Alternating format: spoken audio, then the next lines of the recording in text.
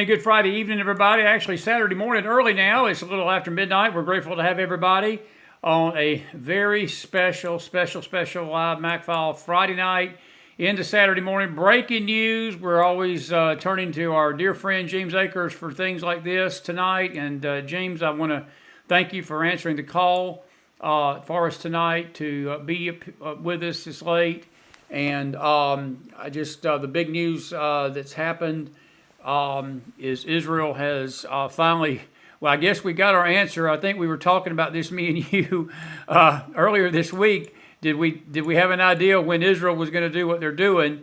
And I think we sort of got that. We got that answer tonight, my friend, because they have struck Iran. I'm going to let you take it from here. Good to see you tonight. I've been in Salem at a conference. I'll talk to people more about that. But it's good to have you tonight on a early Saturday morning and late Friday night special McFiles. Well, it's a pleasure to be on. I'm telling you, you've got some hardcore listeners if they've stayed up with you this late. We do. But after 28 days, it's been 28 days since the Iranian missile attack, and Israel promised that they were going to respond. I mean, they have responded in a big way. Wave after wave of aircraft going in. There's all sorts of reports of explosions in and around Tehran. They went after Iran's anti-aircraft radar and defense system, and all of that very expensive Russian hardware that they have bought. I think went up in flames today. So Israeli aircraft, and I was talking to you earlier, this is an amazing operation. Not only are they hitting Iranian targets repeatedly, but they've hit Syrian targets tonight. They've hit a couple Hezbollah targets in Beirut. It is just an amazing, the scope of the operation is amazing. They've had to refuel. Jordan apparently has allowed them to overfly Jordan to go into hit Iran.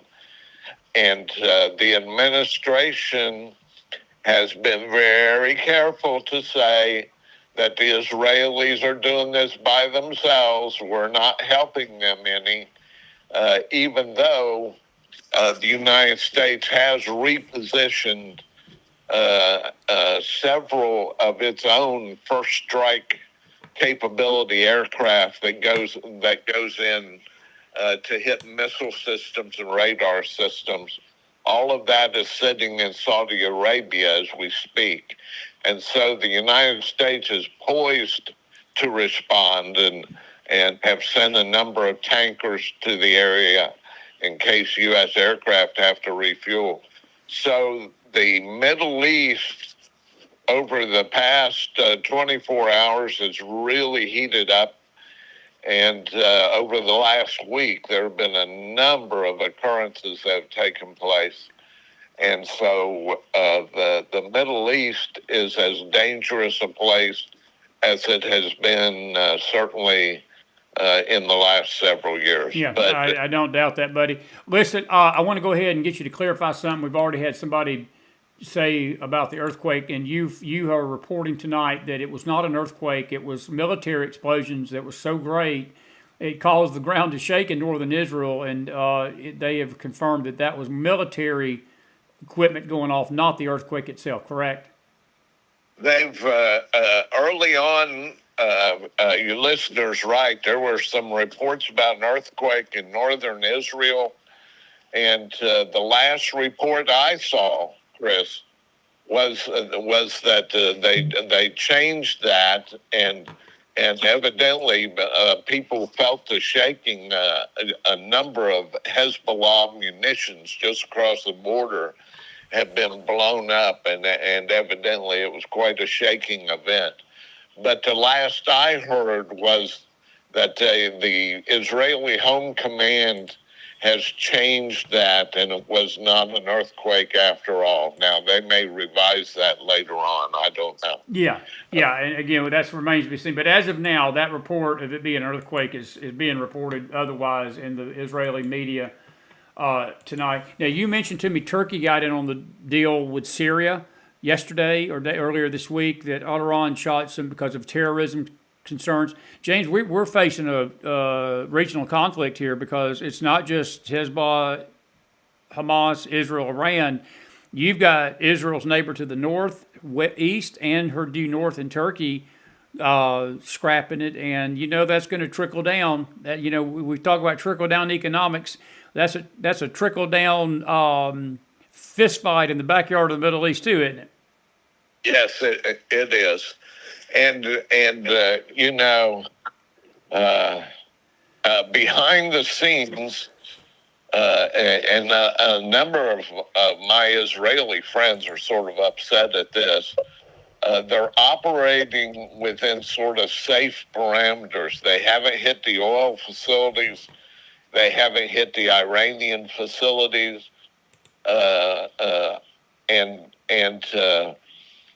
But there is unrest in, or at least the Iranian authorities are afraid that with these Israeli strikes in Iran, that their restive home population is going to cause a problem, and they have basically mobilized all of their domestic units.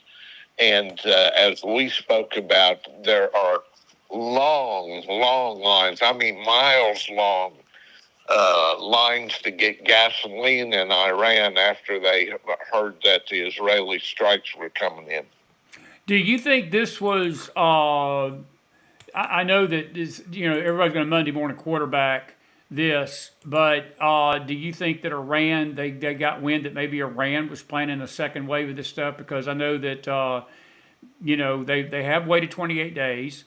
I don't think Israel does anything by mistake. I think it's not, and not even what I mean by that is that there's a reason why they let the 28 days go by. Very, very calculated attack tonight, but it's not in a bad way. Look, Israel had to do this, James. We'll get to the political fallout in a minute. But just from a country standpoint, just from a standpoint of national security, this had to happen. People can, question the date of it or whatever, but it had to happen for Israel's sake. But do you think that they had gotten wind that Iran was getting ready to pull something else, and they just decided we're just going to knock it? We'll beat them to the point.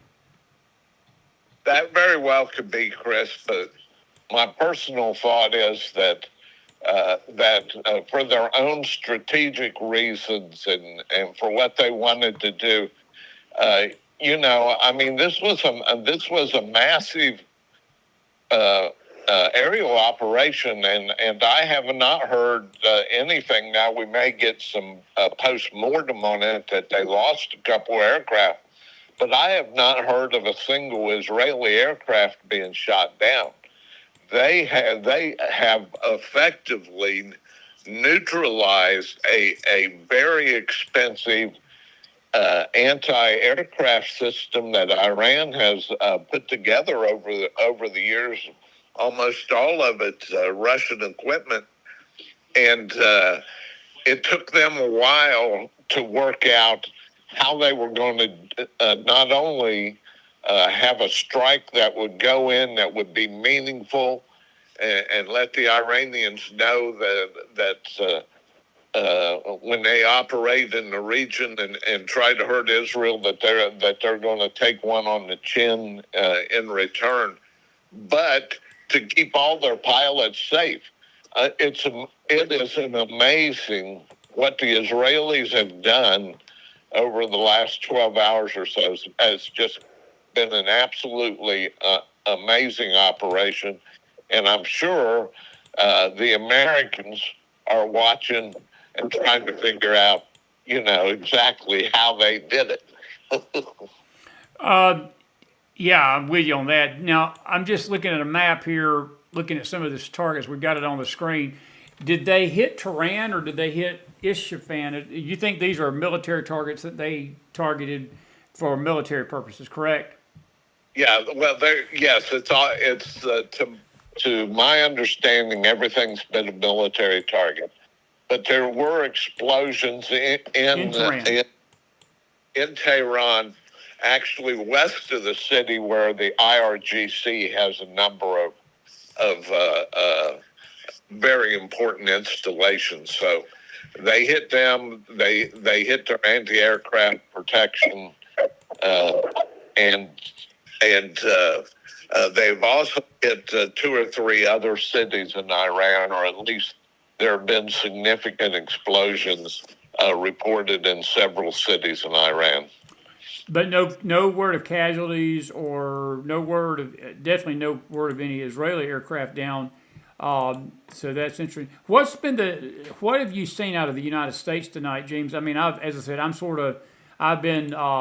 we've had a beautiful first night at a conference here, and I was, sort of in the middle of that when you texted me and all. But I tell you, just looking at some of the stories that I've seen just in the last half hour, I think your assessment of the fact Israel ain't playing games with her enemies, I think, is pretty much thing, because it looks like she rained a barrage of hell down on Tehran tonight. And I would put it like this: the mullahs had better be. I think these mullahs are about to get a lesson in you don't blank with Israel. I mean, I don't know any other way to put it, but I think they're going to get a lesson they're not going to soon forget from Benjamin Netanyahu.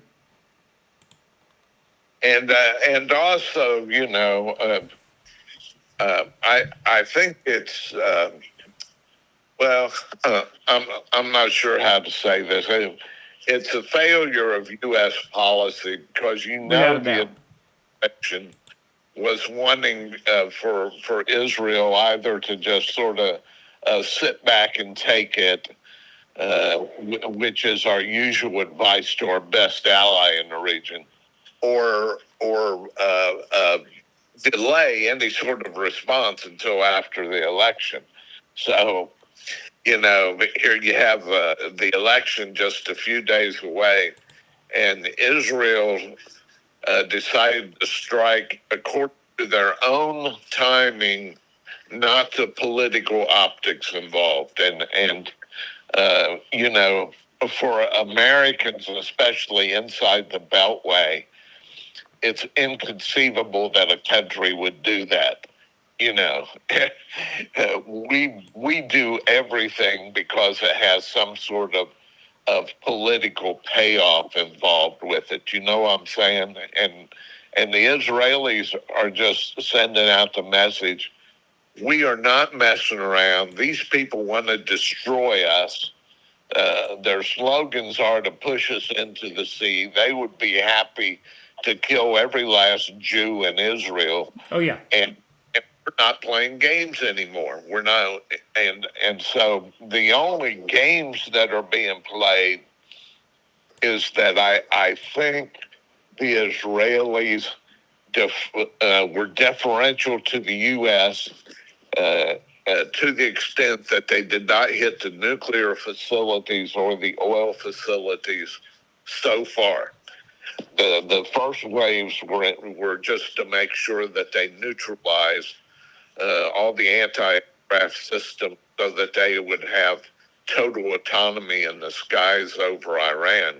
And that in itself is an amazing accomplishment. Yes, it is, James.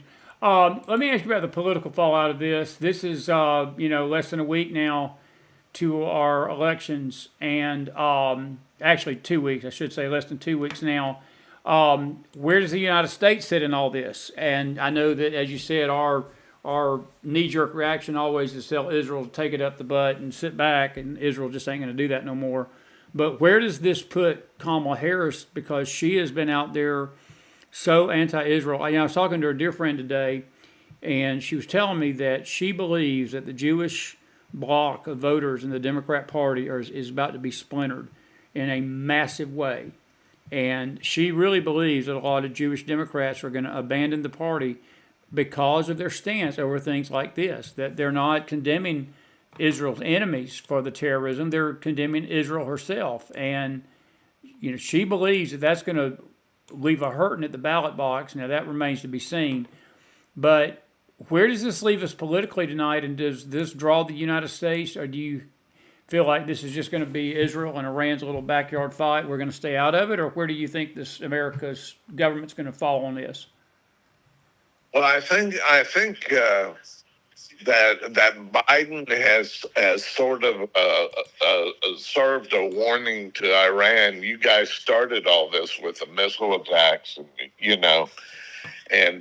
you better be careful about how you respond. That's why we have a ton of assets in the region, and so the diplomacy becomes really dicey, and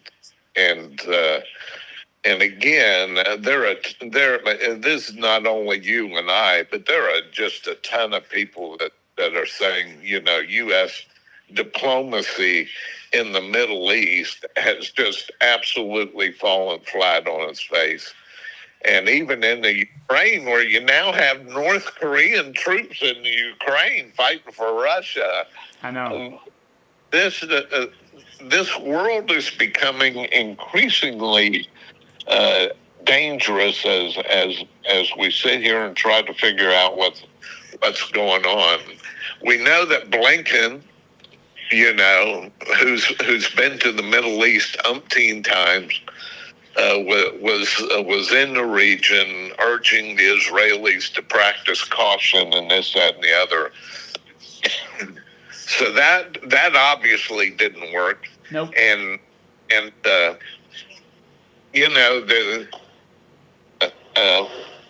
it's just impossible to conceive.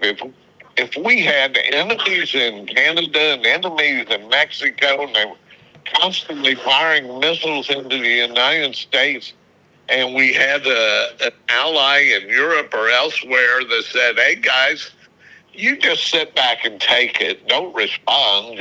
Just take it." We would say, "No way." And that's the way, in my mind, the Israelis are responding. They're Netanyahu and the high command is in a bunker outside of Tel Aviv, a secure location on a base there, and they're watching the progress of what is, in my mind, an absolutely remarkable air campaign. Very much so. Buddy, it is late. We're going to follow this story over the weekend to see where it goes. We may have to come back on here tomorrow night late, and maybe on Sunday even, just depending on everything. We're going to be pretty much pedal to the metal starting next week, and we'll get you back on probably. But I do want to ask you a couple of domestic questions. John Kelly has turned out to be nothing but a traitorous you-know-what. What did you take about his comments about Trump? And they're trying to now... the left always, it goes from week to week. They've got to have a narrative about Trump. That's the only hope they got. They're not going to beat him straight up. So it's either demonize him, kill him, or think they're going to cheat their way to victory here in about 2 weeks. But now the narrative is Trump is supposedly, with some memoir that he said to James or John Kelly, that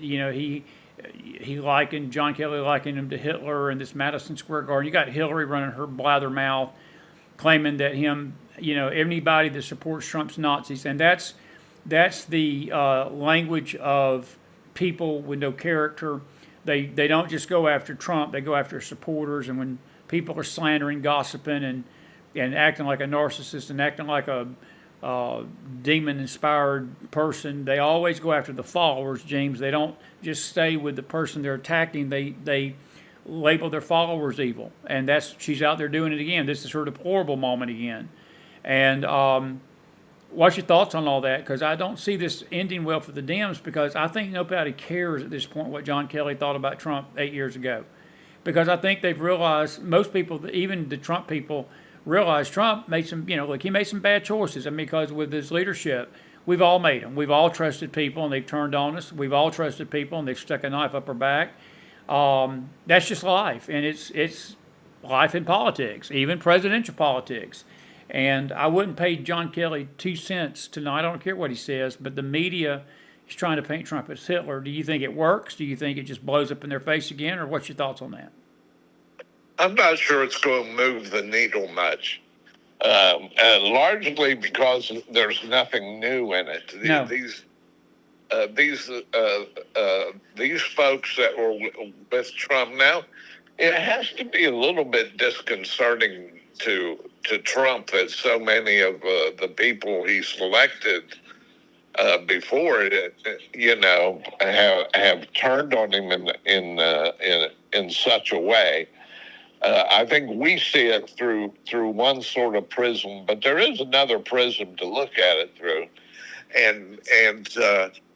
but I think it's just a sign of desperation. The Democrats are trying anything they can. Kamala and Obama, who don't like each other, appeared on a stage together for the first time, and Obama's lecturing to black men, especially, that they have to do their duty and vote for the Democrats.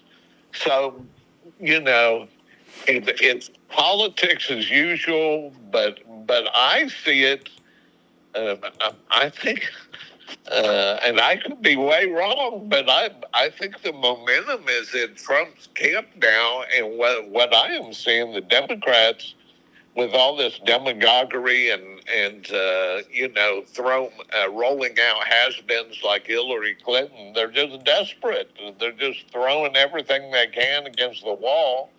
They've given up on trying to convince the Americans that they have legitimate policy options to offer, and it's all anti-Trump rhetoric. I mean, here in Ohio, these commercials, you have the one Democratic senatorial campaign that sounds more Republican than a Republican, and they're all running, and then when they're not doing that, they're calling Trump every name in the book, and I'm just not sure it's going to work. I think people get up their minds. I don't think it's going to work either, James. And I think too, I've watched her ads, especially even in my home state of Tennessee where I live.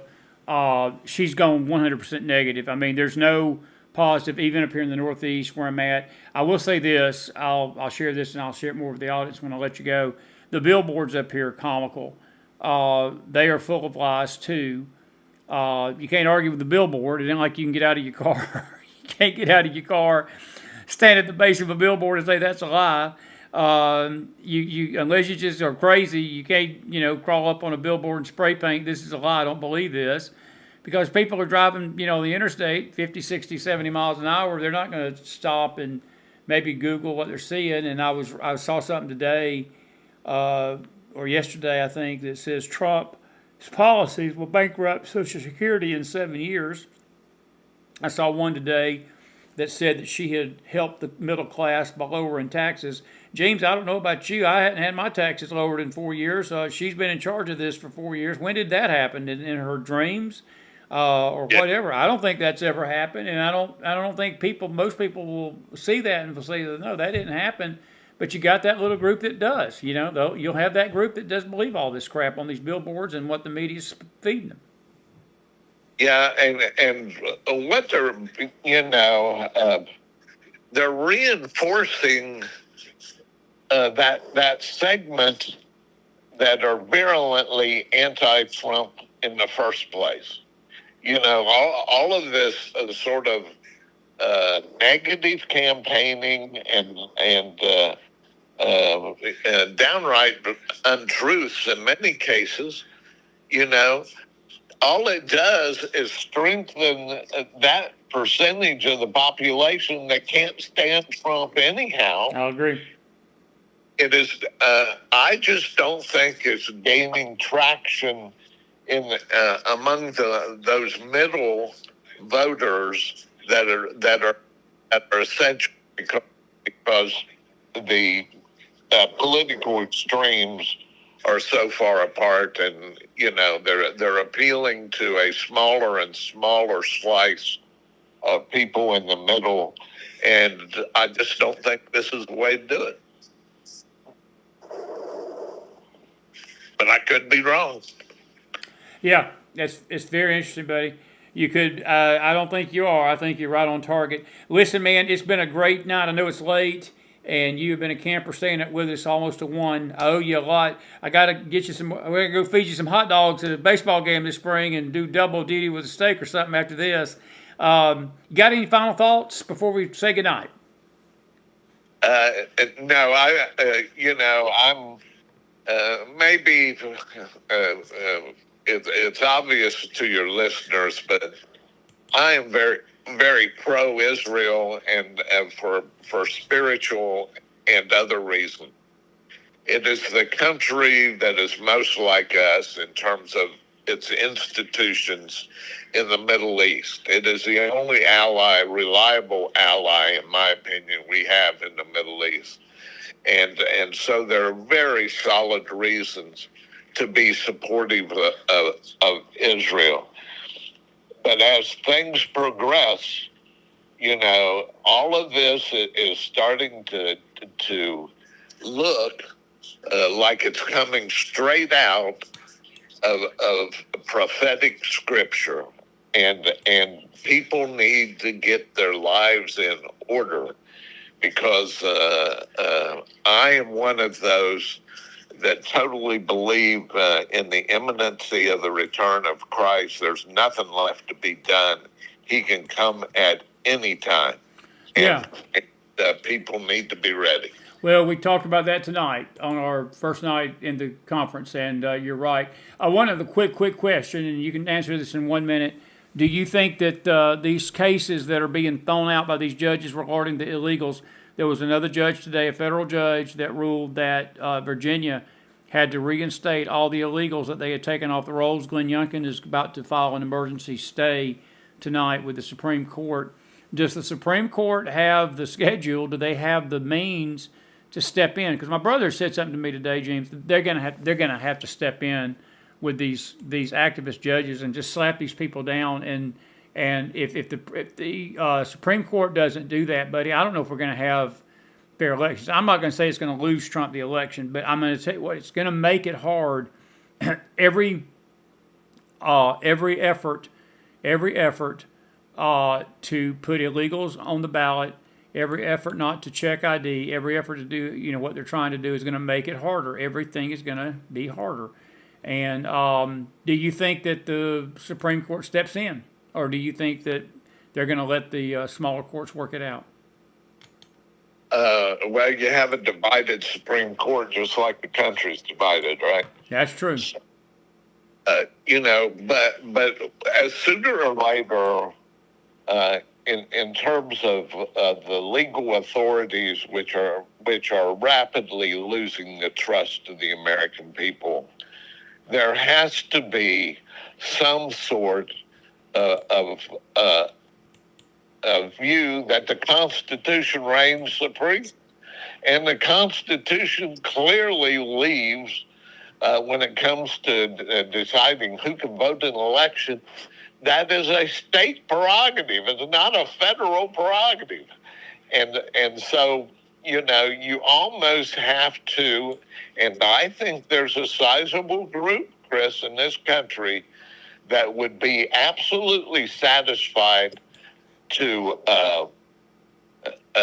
just tear down the Constitution, all of those parts that they don't agree with, and just throw it out the window. That's one of the dangers that this election holds in my mind. That there is no respect for legal precedent. There is no respect for law and order, period. We live in a lawless society. And my hope is that some of those justices say, you cannot start unraveling everything. There has to be some basics, and then those basics start with the Constitution of the United States.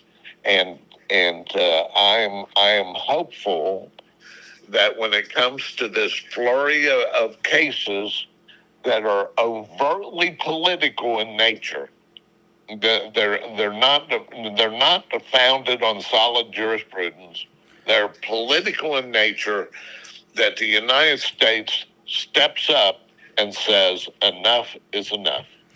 Couldn't say it better, buddy. And I just hope but I do hope that cooler heads prevail in that court, and that because they're going to have to be the ones to do it, James. Even though they are divided, if they do what's right by the Constitution, these lower courts striking these ballot initiatives down that are just trying to protect the integrity of the election, they got to go. And the Supreme Court holds the key to that, I think. And I salute Governor Youngkin for filing the emergency stay. I wish the other governors would follow suit. The governor of Georgia needs to do that after what the judge ruled last week, when he's basically telling people that you can't even put a camera around a video box or a ballot box if you think shenanigans are going on. They call that unconstitutional. Well, what about the shenanigans around the video box or the ballot box? That's unconstitutional too, but that's another discussion, buddy, for another time. Listen, get some rest. I'll be in touch with you over the weekend if something breaks bigger, and we'll definitely be in touch, okay? Okay. Always an honor, Chris. Same here, my friend. Great job. Great job as always tonight. You bet. Bye-bye. Good night. James Akers, everybody. Put some fire in that house. Good to see everybody in the house with us tonight. If you're joining us right now, we are actually live here at 12:57 in the East, and it's 9 o'clock. 10 o'clock, I should say, out west tonight, 11 o'clock Mountain, 12 o'clock Central. As we are into Saturday morning, I don't have a camera, didn't have a chance to set the camera up or I'd come on and look at you. But we are talking tonight, if you've not heard, Israel started launching their strike, and you can see some of the pictures coming out of Tehran tonight, and the map we showed you.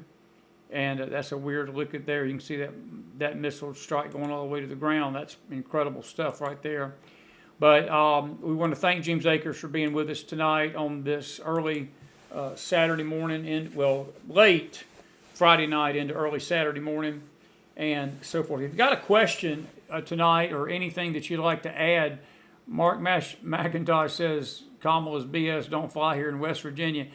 Mark, it may not, but I'm going to tell you, it flies in a lot of other places. It is flying in other parts of the country. I'm not saying it should fly. I'm just saying that there's other parts of the country that she is a hit in. But very, very, very serious situation. And like he said tonight, folks, the Middle East in the last 24 to 48 hours has erupted. And we all knew it was coming.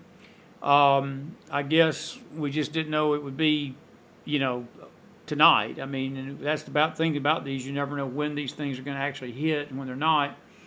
But our prayers for the Israeli government tonight and Benjamin Netanyahu and their efforts to protect their people from enemies abroad, including Iran. All right, hey, look at here. Vijaya from India is in the house tonight. Good to see him tonight. We appreciate him being up with us. He's going to be praying with us over the nation next week. And Carol, I'm glad you said that. It puts in perspective how small Israel is, don't it? It's very true. And I've got another one that's even probably more graphic than that. I'll put this one up. It's right here. And if you look at this map, look how big Iran is compared to Israel. And you've got Lebanon in the red, Israel in the orange. And then if you really carve out that green area, that's the Palestinian territories. They don't even control that. They don't control the Gaza, even though they do. And then you look at this big landmass over here in the red, and that's a great point. That's a great point. And that's Israel's enemies, folks. That's the people that have attacked her, and that's why the role of the United States is so important. I'll say this, and we're talking a great deal about this in the upcoming conference tomorrow. We had a great start tonight to our conference here in Salem. Spirit of God was very, very bold there, and we'll be back in the morning at 10, 2, and 5 in Salem, Federal Street. Get there early if you can. The service will start around 10.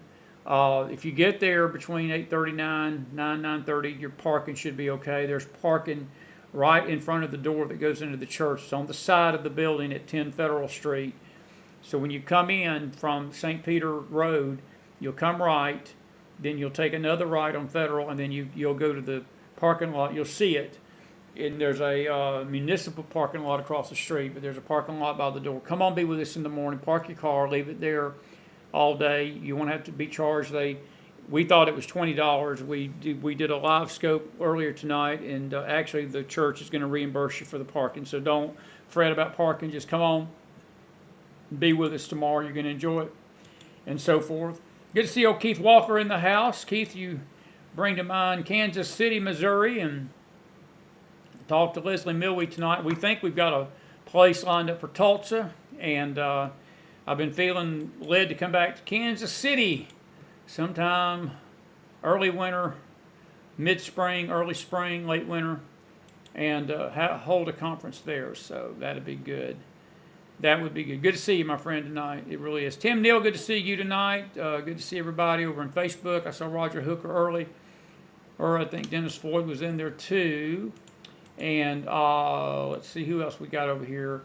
We've got Tim Neal. Good to see you, buddy. And others. And then in Facebook tonight, a lot of folks. Mark McIntosh, Carol Smith, tune into live.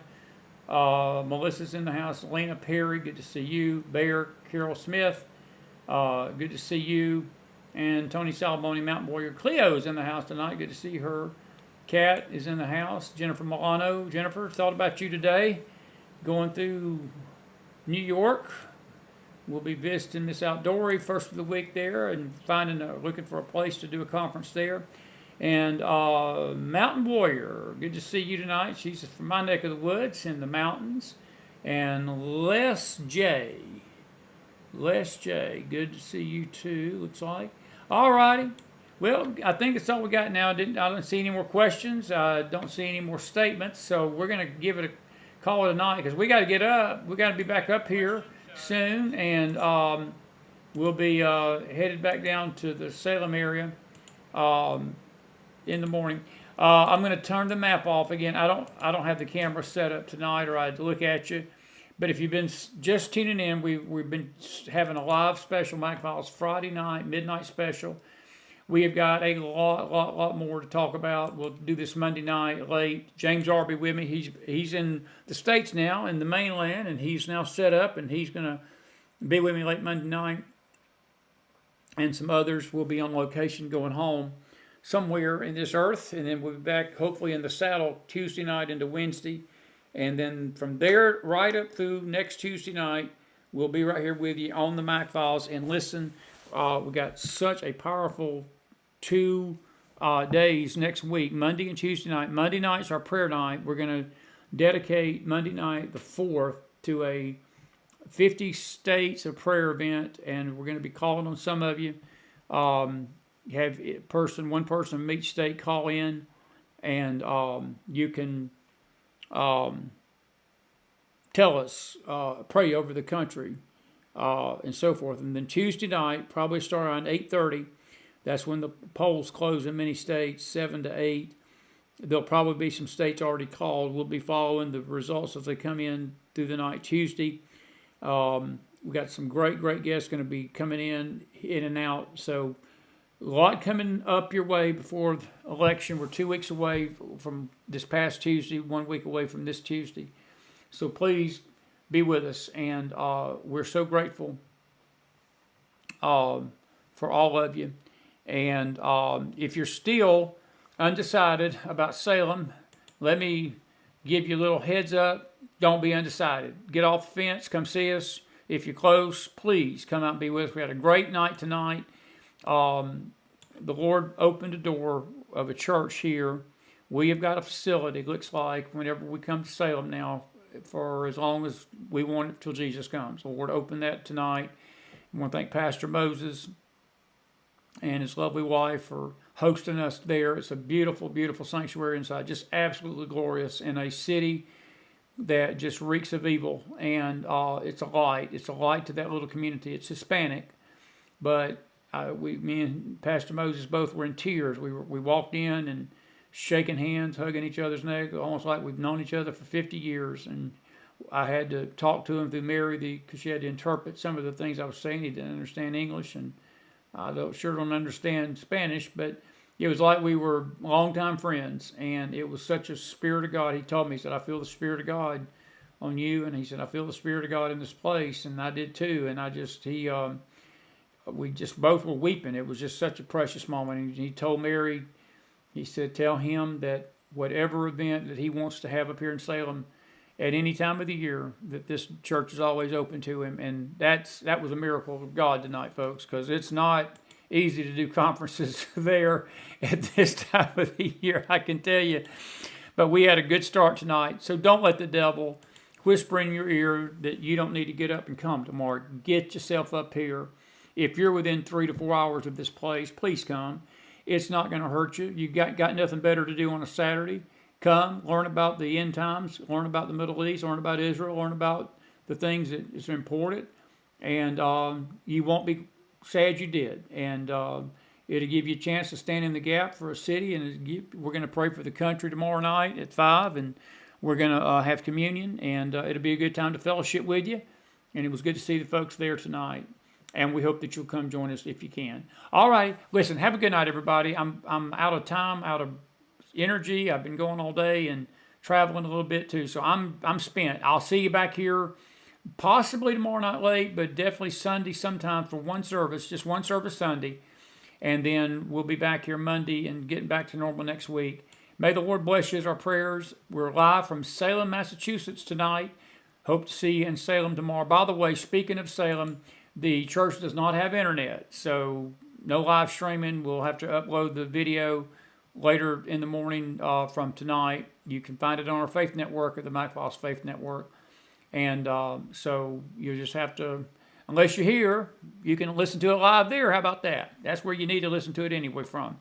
But we'll have them uploaded so you can listen to them on replay. God bless you. God bless your families. And God bless this great nation of America. Our prayers for Israel, Benjamin Netanyahu, the nation, or the soldiers, the IDF, and our American government tonight as well. May the Lord bless you all. Have a good night, everybody. Be blessed out there. We'll see you later.